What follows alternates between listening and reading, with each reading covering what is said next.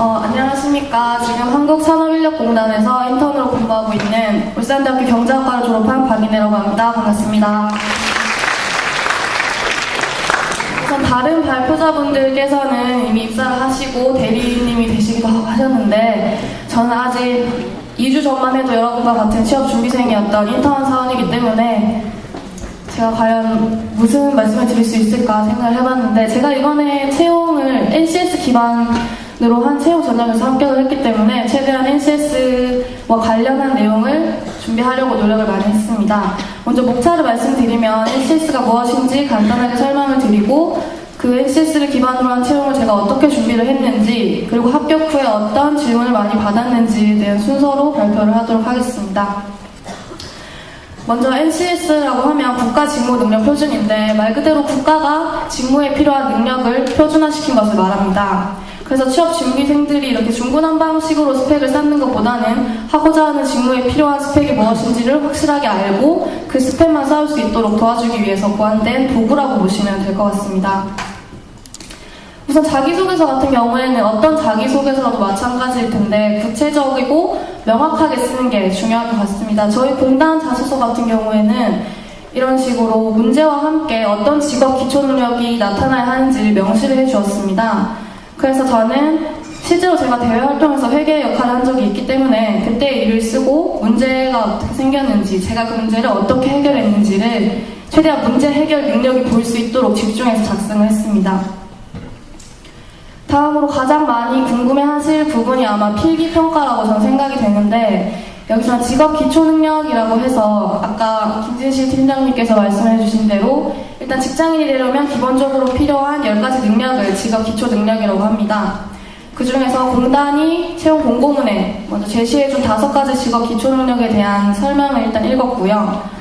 그 기초능력 밑에는 세부 하위 능력들이 있습니다. 예를 들면 의사소통 능력 밑에는 이러한 능력들이 있는데, 보통 회사에서 이루어지는 모든 의사소통이 문서로 이루어진다는 걸 생각해보면 왜 의사소통 밑에 문서와 관련한 능력이 들어가 있는지를 아실 수 있을 것 같습니다.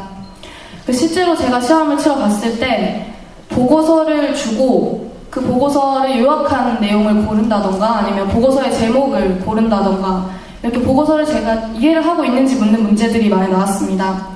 수리 능력 역시 도표를 주고 해석을 할 수 있는지, 혹은 데이터를 주고 이 데이터에는 어떤 도표가 어울리겠는지 이런 거 묻는 문제가 많이 나왔습니다.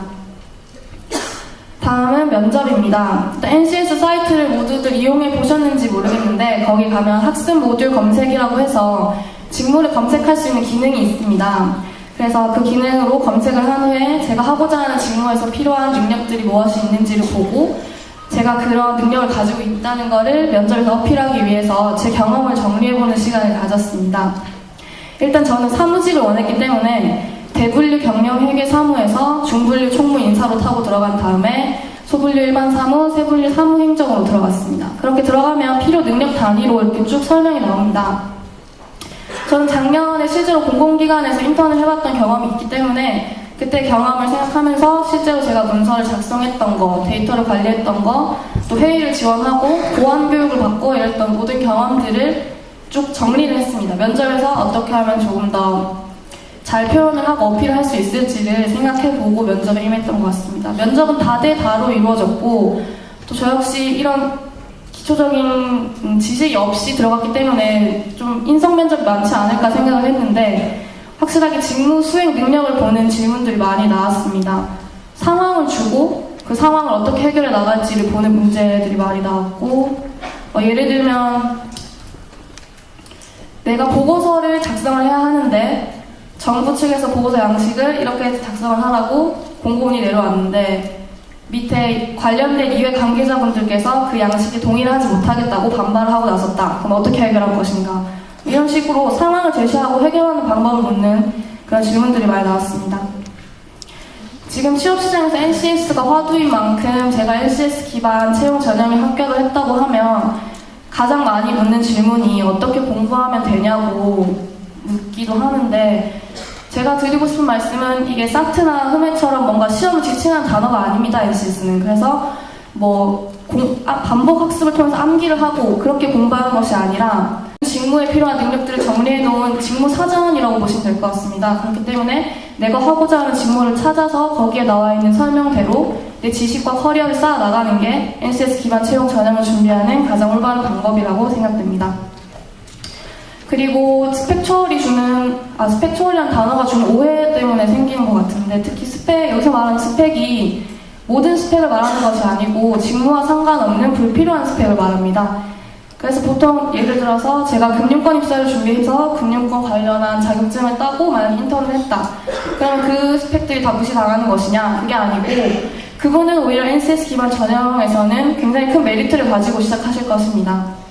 왜냐하면 직무와 관련한 스펙이기 때문에 그런 건 굉장히 좋게 보고, 저로 예를 들면 저는 지금 공공기관 사무직으로 입사를 하고 싶은데, 제가 대학교 초반에 경제학을 전공하면서 증권투자상담사와 같은 금융 자격증을 많이 땄습니다. 근데 제가 이번에 채용에 합격하면서 그런 자격증은 전혀 도움이 되지 않았고, 그리고 또 어학연수로 갔던 경험, 교환학생을 갔던 거, 봉사활동 이런 것도 채용 전형에서 전혀 도움이 되지 않았습니다. 이렇게 생각해 봤을 때 직무와 관련한 경험들은 전혀 무용지물이 되는 것이 아니고 오히려 더 큰 메리트를 가질 수 있을 것이라고 생각하면 되실 것 같습니다. 이거 제가 첫 인턴으로 출근을 하면서 퇴근할 때 찍은 사진인데, 건물이 저한테 너무 자랑스러워서 사진을 한 장 찍었습니다. 제가 취업을 준비하면서 이렇게 건물도 많고 땅도 넓고 한데 저를 위한 책상 하나가 없다는 게 굉장히 서글프고 막 그랬었는데, NCS를 기반으로 한 채용 전형 통해서 저는 지금 이 건물 안에 제 자리를 가지게 되었습니다. 여러분들도 직무 능력이 중심이 된 사회를 만들기 위해서 고안된 NCS라는 이런 툴을 적극적으로 활용하셔서 최고가 되기보다는 그 직무랑 맞는 사람이 되시길 바라겠습니다. 이상으로 발표를 마치고 질의응답은 나중에 체육 담당자분들과 함께 시간 가지면 되실 것 같습니다. 감사합니다.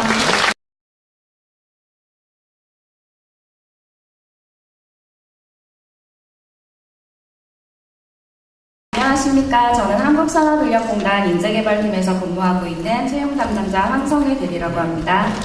아무래도 또 그 질문을 하고 싶어도 못 하시는 분들도 계실 것 같아서, 특히 NCS 채용 방법에 대해서 굉장히 궁금해들 많이 하시는 것 같은데, 그 에너지경제연구원과 에너지관리공단 관련해서는 저희가 무대에서 또 발표를 많이 못 드렸거든요.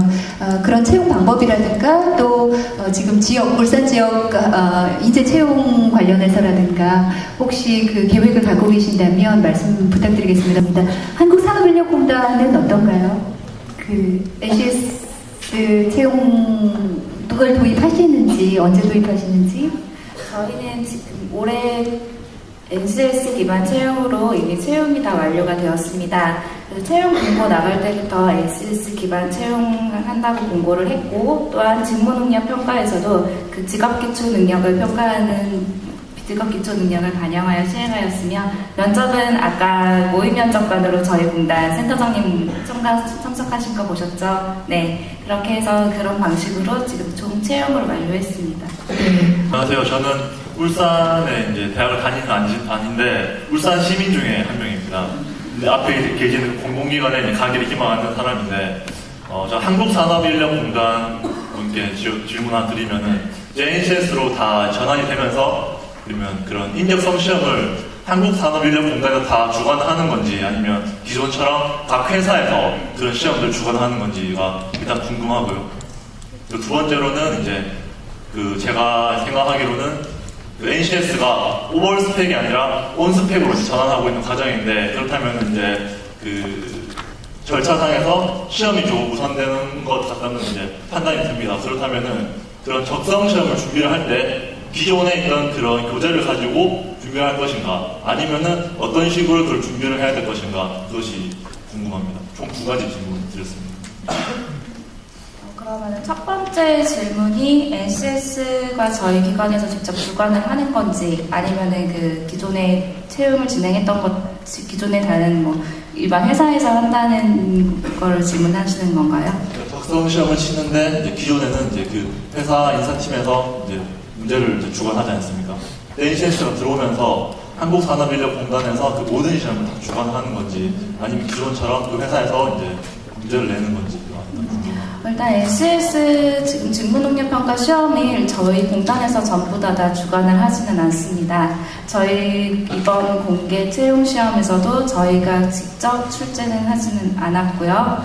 대신 저희가 그 의뢰를 할 때 저희 그 NCS 기반이 최대한 반영을 할 수 있도록 계속 긴밀하게 협의를 거쳐서 채용을 하게 됩니다. 출제를 하게 됩니다. 그럼 기존에 있던 것처럼 그 인사팀에서 이제 그 지침을 가지고 이제 문제를 만든다는 이런 말씀이시죠? 네. 그럼 지금 이제 NCS로 이제 바뀐다고 해서 이제 저희 같은 이제 이런 취업 준비생들은 가장 혼란스러운 게 적성 시험을 준비를 해야 되는데 기존에는 여러 가지 책이 있어서 이제 기출 문제 일종의 그걸 가지고 공부를 했습니다.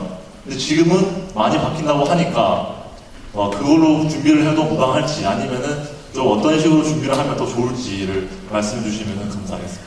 실제로 지금 시중 서점에 가시면 저희 한국산업인력공단 직무능력평가 준비로 책자들이 많이 나와 있습니다. 저희 올해 지금 저희가 처음에 채용 공고를 냈을 때 NCS 기반에서 직업기초 능력을 바탕으로 문제가 출제되기 때문에 관련된 직무는 NCS 사이트가 참고를 하시고 그곳에 예시 문제나 아니면 관련 뭐 이런 것들을 보시라고 미리 공고를 드렸었어요. 그리고 이제 저희도 그러니까 올해 2월 14일 직무능력평가 시험을 대비해서 한번 시중 서점에 나가서 책자를 사서 봤는데 저희가 했던 거랑은 좀 많이 다르더라고요. 그래서 지금 저희 직무능력평가는 완전하게 LCS로 간 거는 아닙니다. 왜냐하면 지금 올해 갑자기 LCS가 도입되다 보니까 취업 준비하시는 여러분들께서 혼란이 있을 수 있잖아요. 그래서 최대한 기존에 있는 유형을 바탕으로 두되 LCS를 입힌 거라고 보시면 되세요.